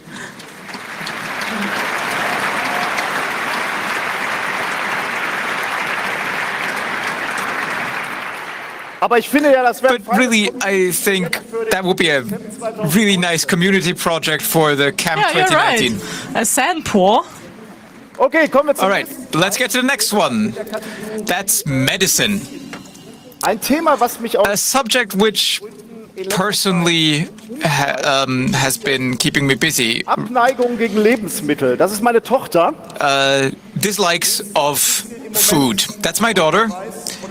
She currently eats just rice, potatoes, noodles, nothing with sauce, as you can see on this image. dislikes of food are really under researched because there are too few medical studies of it. Of course, there's things we all hate. But it's ethically questionable if you if you feed that to criminals. There are enough cantinas so you could test that. It's a little bit tricky. So in this paper, they searched for a model substance that they found, and they got the prize for the application of the functional MRI to determine the extent of the dislike that people have against cheese. And you can see different cheeses and different kinds of other foods, and there is a significantly larger dislike towards cheese than towards other foods. And a certain percentage of the population just dislikes cheese. Can I see some hands? Yeah, well, it's probably underrepresented in here. Ask the question. Would dislike cheese also on pizza? So cheese and metal cheese is not the same thing. Veganer Käse. Vegan cheese. Was sie noch gemacht haben, they didn't just put cheese in front of people and made them eat that and try to figure out whether people liked or didn't like that, but they also did MRI scans and looked at that and looked if they could see regions in the brain that are particularly active when people dislike food. And yes, they found something. There are regions that you can see, and now you can quantify disgust. Really. We get to this disgust later. It's a nice opportunity for an experiment. That's what I was afraid for. An experiment which we're doing on us, by which I mean him, Mr. Remford. I brought two cheeses. Both of us could do that. Well, one of us has to stay in working condition. And besides, hey, that's my revenge. I got that cheese. And I had to transport that in my car. So, you know, on the Autobahn we stopped several times to check if one of us had filled their diaper. It's smelly. Das riecht auch hier jetzt schon. Warum hast du auch so große direkt genommen? Why did you buy the big ones? Niklas wollte das. I have to admit, Nicholas first wanted that both of us are eating this. Ja, so stehe ich zu meinem Wort. Oh, das ist. Oh, come on. Schau mal eben. That's how I keep my word. Und er hat gegoogelt nach den schlimmsten. And he has googled the worst cheese existing. Nein, nach Käse, die noch legal sind. Cheese which is legal. There are types of cheese, or there in Germany, or also the whole European Union, which is illegal. I actually need a knife. I don't want to touch that with my with my fingers directly. So, are you very hungry, or? No. Ich dachte gerade, in der ersten Reihe riecht man das schon, oder? You can smell it in the first row, right? Yeah. So eine Größe, die du jetzt, is that about the right size? Oh. Ich sag mal nicht aufessen ist nicht nötig. I'm not going to force you to eat up. I try it. But you have to try. The trying is kind of the important thing. And they had a quantification here, and you can just say, I think it's disgusting. I'm one of these 6%. I don't like cheese. Sagen wir mal, einen gewissen Druck erzeugen. Let's see if we can add some pressure so that you really do your best.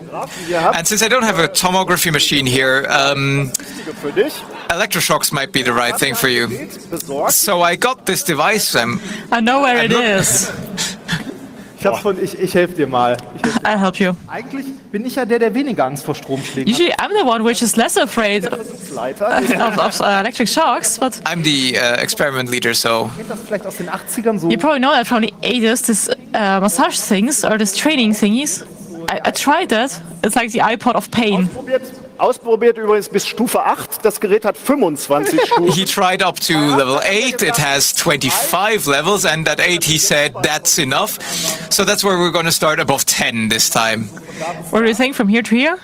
Aber du bist Rechtshänder, ne? Ich würde links machen, dann bist du auch im... You're a lefty, right? You're a righty, so I do it on the left-hand side. Oh, while you set up these electrodes appropriately, I can read out what I found out about Monster. Maybe it'll, raise your appetite, young Padawan. The Monster, for a lot of cheese newbies, it's the horror par excellence. It varies between old sock and young cow, and it's always intense and special.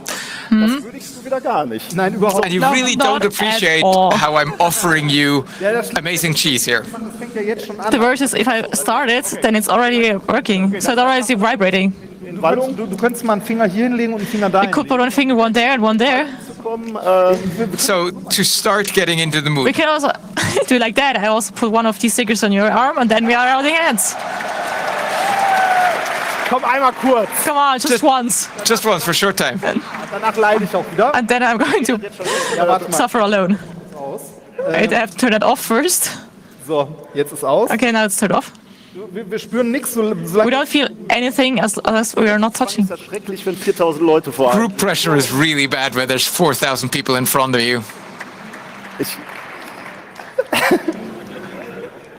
Da kommt gar nichts. There's nothing. There's nothing here. Oh. Ernsthaft? Seriously? That was too much. Way too much. I'm very sorry. Das waren jetzt 15. That was 15. Oh. Entschuldigung. Sorry. Also, das finde ich wirklich unmenschlich, deswegen machen wir das nur an dir. Ja. That's really inhumane, so we're just doing that to you. Yeah, I'm still sorry. That wasn't my intention. But it was okay-ish. So, was ist jetzt? 15 oder... So what you gonna do? 15 or trying that out? I tried. Alter. Dude. It's going to be worse, isn't it? Der ist... Oh no! Do we have... It's like the smell. Der ist temperiert. Für dich. It's temperated, just for you. 4 days in my trunk. Boah! Du riechst aus dem Mund. You smell from the mouth. You're smelling. Das ist widerlich. Vergiss es. Hier kommt die zweite Stufe. Boah. Schau dir mal diesen Weichkäse an. Das ist der Revolution, s'il vous plaît, Monsieur. Ja, Moment. Ich muss das kurz ausspülen.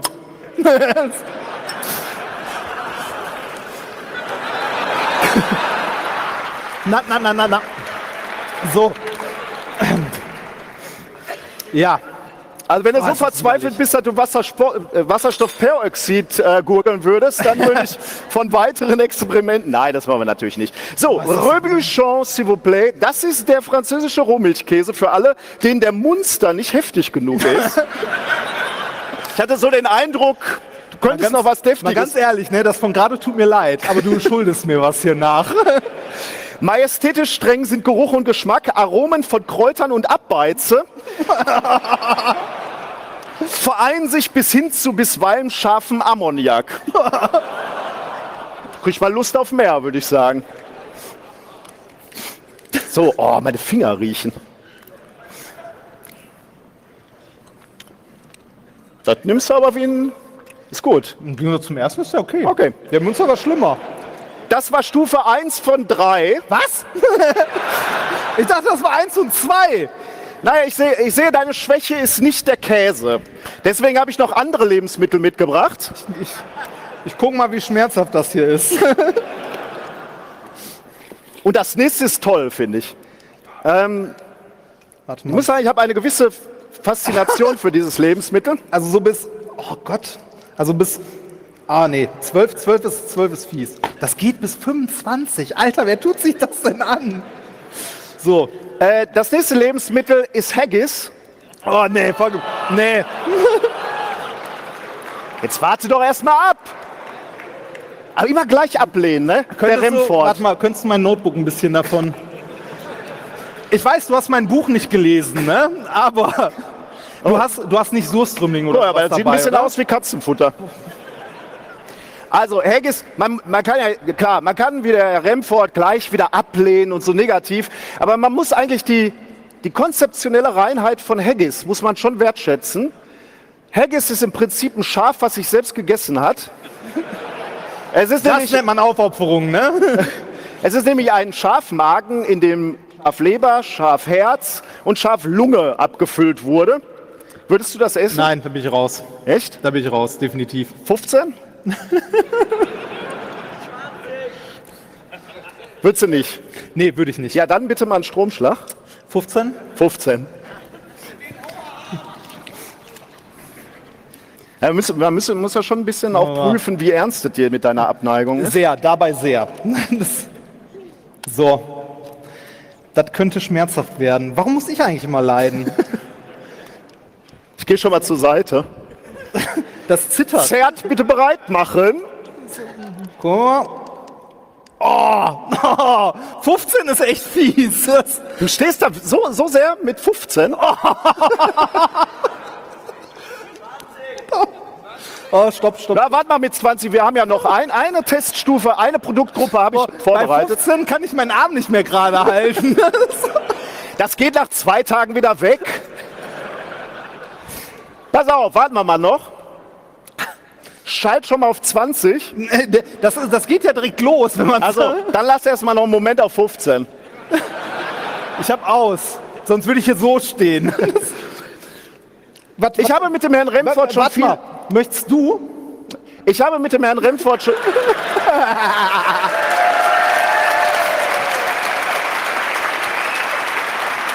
Haggis oder 15?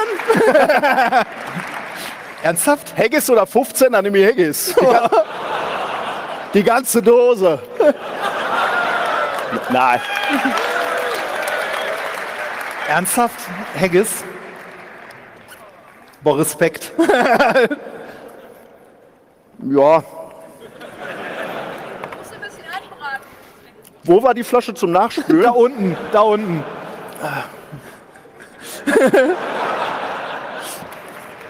Oh, das ist fies. So, Alter, jetzt kriegst du. Bei Fisch bin ich übrigens raus. Ich habe mit dem Herrn Remford schon viel erlebt. Wir haben auch Reisen gemacht. In manchen Reisen kommt man sich sehr nahe. Das war unsere Indienreise. Und bei so Reisen, ich habe Lunge zwischen den Zähnen. Bei so Reisen spricht man auch über Ekel. Und der Herr Remford hat mir mal anvertraut, dass seine Toleranz gegenüber Lebensmitteln bei Insekten aufhören würde. Ich sag mal, das war ein Fehler vielleicht. Ich habe hier dieses Sortiment. Oh, das Bier ist umgekippt. Ja, super. Klar. Welches Bier? Ich habe dieses Sortiment an Insekten, aber an Insekten bestellt für dich. Und du könntest jetzt, die bewegen sich noch? Nein, die bewegen sich nicht, aber es sieht fast so aus, ja. Bin ich raus. Bin ich raus, vollkommen. Das nee. Würde ich sagen 20, ja. 20? Ich nehme alles, bevor ich irgendwas davon... Weil ich glaube, ich müsste brechen. Also, die gehen gar nicht. Was findest du das ekligste davon? Also, damit habe ich meine Ratte früher gefüttert. Die. Echt? Ja. Pass auf, ich opfer mich für dich. Wie so oft. Krieg ich gar nicht auf, ja. Oh, der Käse ist... Also, wenn einer von euch nachher mal Käse probieren möchte... Gib mir mal ein Messer oder so. Warte. Super, danke. Also hier so eine Heuschrecke. Was sagst du dazu? Super eklig. Ernsthaft? Nee, da bin ich raus. Wer hat Bock auf Heuschrecke? Oh. Ja, ich weiß, es gibt Kulturkreise, wo das als Snack gegessen wird, aber da bin ich raus. Gib mal durch. Ich wollte schon immer mal sowas sagen wie, wer bekommt die Mehlwürmer? Aber nicht alles alleine essen, gebt das mal ein bisschen durch. Du kannst schon mal das nächste Thema machen. Ja, ich befreie mich mal kurz von Autsch. Das schlimmer als die Stromschläge sind tatsächlich das Zeug von der Haut abzureißen. So, das nächste Thema. Es kommen ja noch ein paar Nobelpreise. Ich hänge am Kaugummi so. Während der Herr Wörl die Knabbereien unters Volk bringt. Oh, ich habe eine Heuschrecke zwischen den Zähnen. Ist das eklig. Neben Haggis. Ne? Ja, das finde ich wirklich hochgradig ekelhaft. Wahrnehmung. Perception.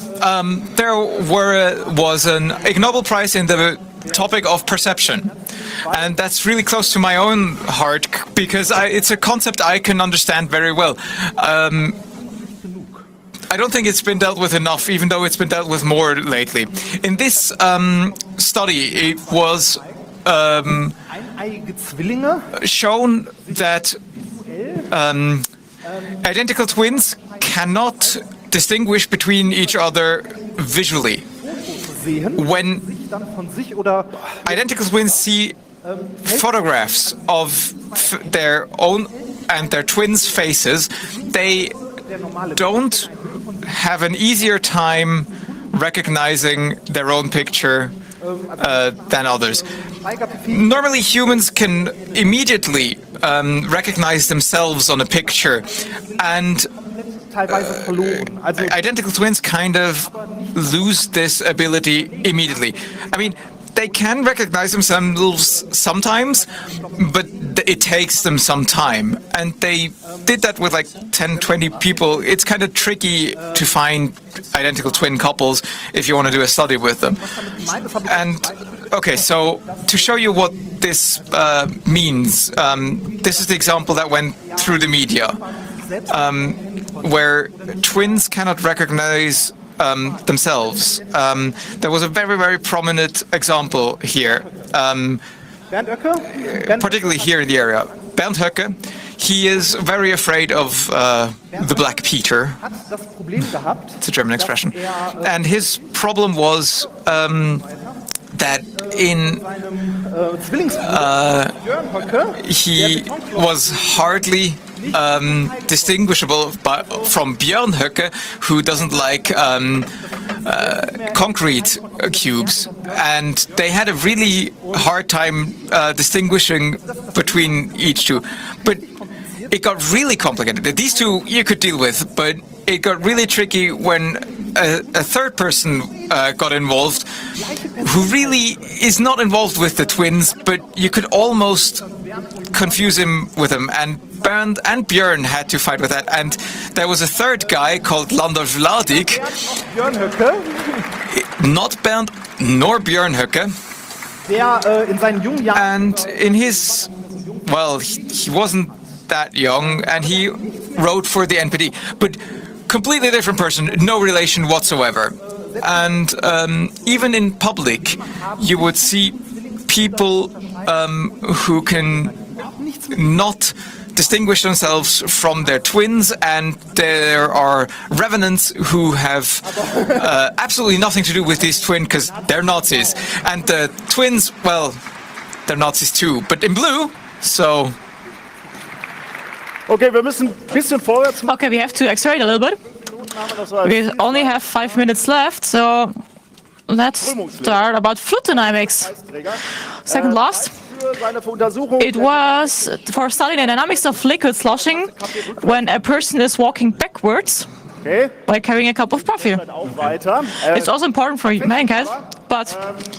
Und hier zeigen wir mal wieder unsere Stärke als Service-Podcast. And here we are showing how good we are in a service podcast. It's about the fact if you're walking in your office from the coffee machine to your working desk, that you splash your coffee. And that's how the paper is starting. It's a really amazing paper. I can't read that, I'm sorry. Dieses Bild ist tatsächlich in dem Paper drin. This is actually a picture from the paper as a proof. So, oh yes, coffee is actually doing this. The very commonness of the phenomenon, we tend to dismiss questioning it beyond simple exclaiming, "Jenkins, you have too much coffee in your cup." Und die Wissenschaftler sagen, and scientists say, no, It's not only a question of the amount, it's also other things which are important. So, first investigation, you have two different shapes of the glass. On the left-hand side, you see a little mechanical manipulator. It is to have a frequency in the glass. So in the top row, A and B, there you have 2 Hertz, and then the bottom 4 Hertz. And you see that the liquid is behaving differently. It's supposed to have coffee, but depending on the shape of the glass, it's behaving different, especially for the coffee cup. So the picture on the left-hand side, it's very dramatically for 4 Hertz. And the scientists have investigated why is it actually that frequency. So they have done the calculations. So the reason is, at least I think, you're walking with your coffee, and then your steps is transmitting a frequency to the cup. And if this frequency is close to the resonance frequency of the fluid, then it's shaking heavily, and the coffee is splashing over the cup. Deswegen haben sie sich mal angeguckt, wo wäre denn ein... So, and then we wanted to see where is the frequency, the resonance frequency. And they found that for usual coffee cups, 5 centimeters, or radius 5 centimeters, then you have this frequency is close to 3 or 4 Hertz. So what I've seen in experiment is actually what you've calculated. Experimente gemacht. That's why I have more experiments. Beschleunigungssensoren. They have used the sensors for acceleration, as you can see on the left-hand side with their smartphones. They had a closer look. So how is actually the coffee cup swashing around? And they could actually tell apart the X direction, the Z direction, and the Y direction. And using Fourier transformation, they could actually find that there is a frequency close to the frequency of resonance. So this 4 Hertz. Now we have the question, and that's our point of a service podcast. I think you want to know how can you avoid that splashing. So one solution is, there are actually 2 solutions. First of all, you have to change the frequency of resonance. That's hard if you have just a regular coffee cup. Or you have to change the frequency of the walking. And this is when we walk backwards. Of course, walking backwards, also das war der Vorschlag, rückwärts laufen. Of course, walking backwards may be less of a practical method to prevent coffee spilling than a mere physical speculation. A few trials will soon reveal that walking backwards, much more than suppressing resonance, drastically increases the chances of tripping on a stone or crashing into a passing by colleague who may also be walking backwards. So you said that walking backwards drastically increases the chance to collide with a wall or a colleague. So the PhD student will actually catch me googling for dildos, has also seen me walking backwards. Naja, gut. Schauen wir mal, wie es ist, wenn ich wieder von der Arbeit komme. So, let's see. So that's the first solution. It's not as practical. The second one is how to handle it. So you only have the body and the cup. So it's a very solid thing. You have a couple system. So hand, cup, hand, body. So there's a coupling. Grundsätzlich die Tasse so zu halten, ist schon mal eine ganz gute Idee. Apparently holding the cup like this, if it's not too hot, is a good idea, but you can optimize that further. So if you hold the cup like that, you have like a pendulum, and this pendulum has a different resonance frequency. So we can actually this starting resonance. Einbringe, können wir from walking, we can actually change that. Des ganzen Systems ändern. We can change the whole resonance frequency. The best thing is if you change the pendulum. So for example, with this thing, we can do really amazing things. So in the cup, it's full of water, and I can really walk very fast. Well, I'm jetzt nicht sicher, warum ich das machen soll. I'm not sure why I should do this, but I could, if I wanted to. Zweite Lösung für euch. Second solution. This looks like you are. Do you want a coffee? Ja, looks like you're working at church. So it's the second solution. Die dritte Lösung. The third solution ist der Latte-Effekt, den hatten wir auch mal in is the so-called latte effect. Wir bringen einfach Schaum oben auf. We just put some foam on top of the solid, then it's splashing less. That's a technical solution. So in big tanks, you can actually put this foam on top. On the fourth solution, das ist übrigens das bei Bier schon eingebaut. By the way, that's built in when you talk about beer, so that's amazing. The king of the liquids. Vierte Lösung ist. Fourth solution is Vierte Lösung ist, The first solution is we have already mentioned that coffee and a cup has a specific resonance frequency, so we can change the resonance frequency if we change the radius of the cup. So on the left hand side, we have constructed a new cup. It's built from small cups. And there is the frequency, resonance frequency is not close to 4. It would be somewhere at 12. Are they connected? Ja, dann, genau. Well, if they wouldn't be connected. So that was fluid dynamics. We have something very quickly.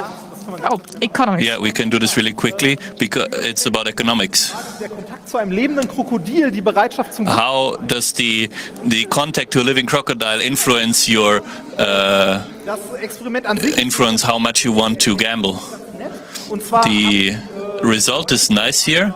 They und dort die Möglichkeit hatten. They took people who were on a crocodile farm and who were able to hold a living crocodile, and these people were asked before and after if they want to do gambling, well, for example, on a slot machine, and they found out that people who had contact with a crocodile were more risk fine, so they wanted to gamble more. If halt positive Erfahrungen damit machen, generell, also beim Spielen. Bei Leuten, die Spielprobleme haben, führt es eher, dass die Leute diese Aufregung halt damit verwechseln, also mit ihrer Aufregung sonst beim Spielen verwechseln. Wenn sie eher negative Erinnerungen ans Spielen haben, dass sie dann you want to gamble more if you have a positive connection with gambling, but if you have a gambling problem, contact with crocodile. After a contact with crocodile, you want to gamble less. So the result was the excitement you get from meeting a crocodile. You cannot really disconnect from this excitement of gambling. And so crocodile excitement, you can do this, and there is this famous child game called Crocodoc, and here they substituted the upper row of teeth with knives, and yeah, this is exciting. This kind of raises the stakes. Beachte das Pflaster. Yeah, and as you see, one guy already has. Yeah, this thing is quick. I remember like a children's show on RTL, I think. So where they had this crocodile thing without the knife, scaled up like 20 times, but of course without knives. But yeah, this is exciting, right? Und ihr wisst ja, wie es ist, ne? Es ist immer. And you know how it is. It's always the last one. Man wird darauf vorbereitet. Well, if it's the last one, at least you're prepared. Antesten. Oh, let's test first.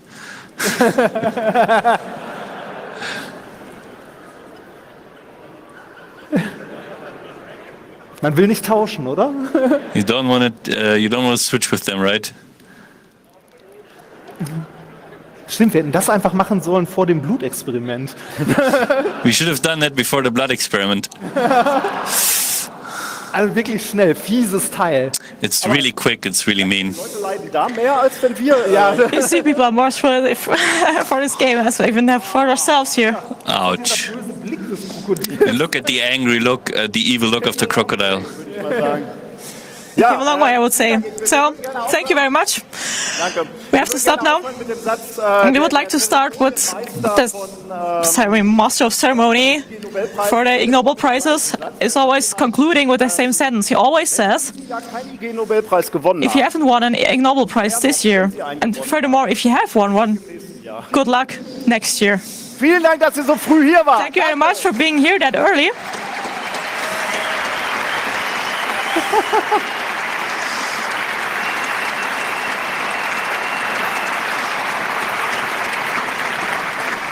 Warte mal eben. Wait a second. Wir haben noch ein There's one more thing you would like to present. It's an experiment for the end. Because we thought if this fails, we can just skip it. Ja, yeah. Wir haben noch eine letzte Sache. We have one last thing. Well, I have one last thing. We do one more experiment. Ja.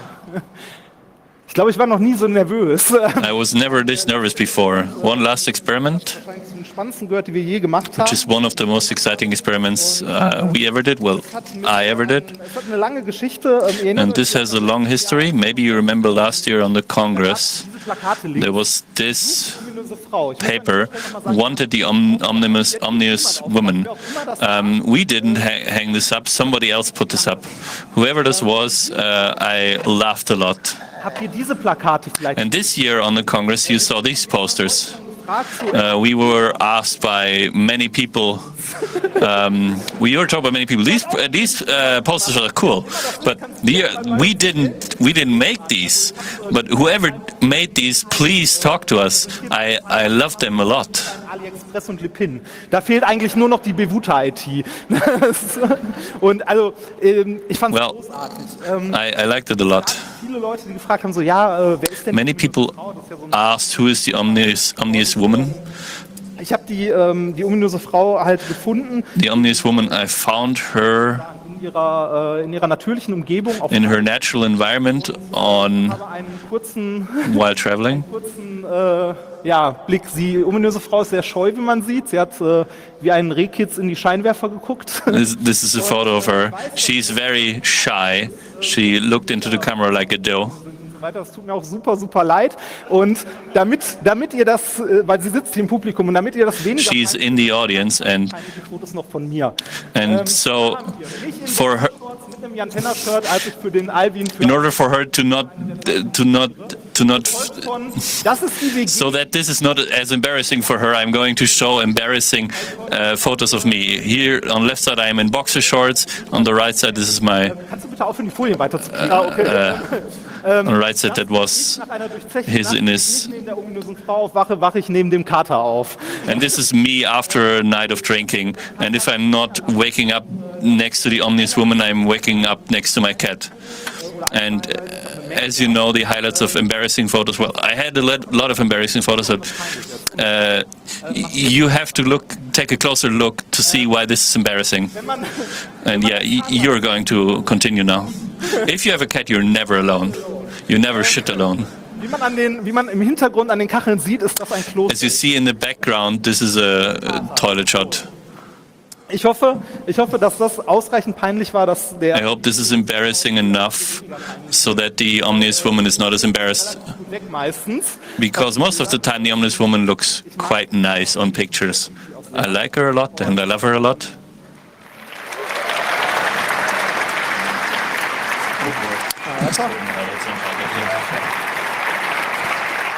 Sie ist nämlich abgesehen davon, dass sie wunderhübsch ist. Aside from being very beautiful, she's also very silly. Are also photos like this. Die sie mir gelegentlich schickt und ich lache jedes Mal und she occasionally sends these to me and I laugh and my heart is skipping a bit. And I don't think I will ever meet a person anymore who excites me so much.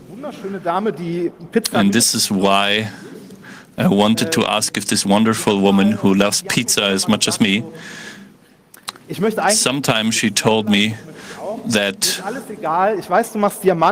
I want always to stay together with you. I know you like diamonds, but I would also take a ring made of aluminum foil.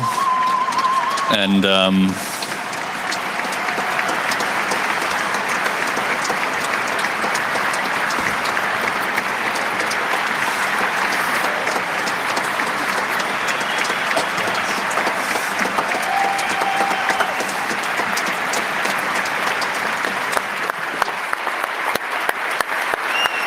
der ist ihr müsst weiter nach vorne. Ja, der Ring ist in halbmaschineller Fertigung entstanden. This ring was made in half with machine. Antrag machen will, soll ich deinen kompletten Namen sagen, damit and you ever told me if I propose, you told me if I ever propose, I should tell your full name. So, Sanko Utu Manesen, do you want to marry me?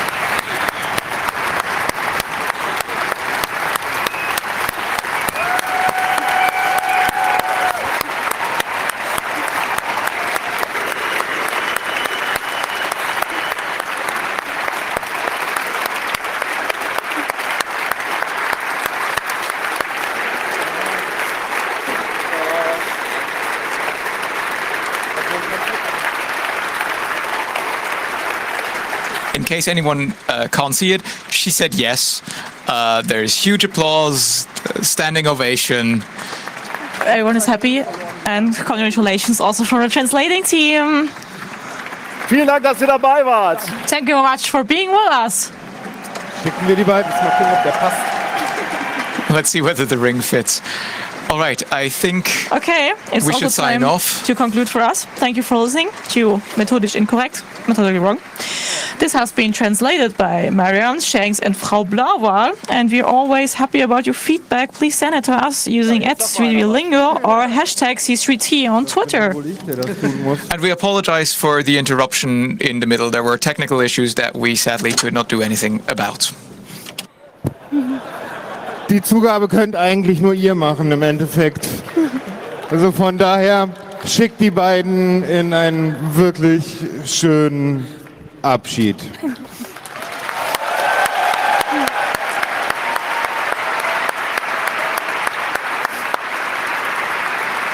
Puh.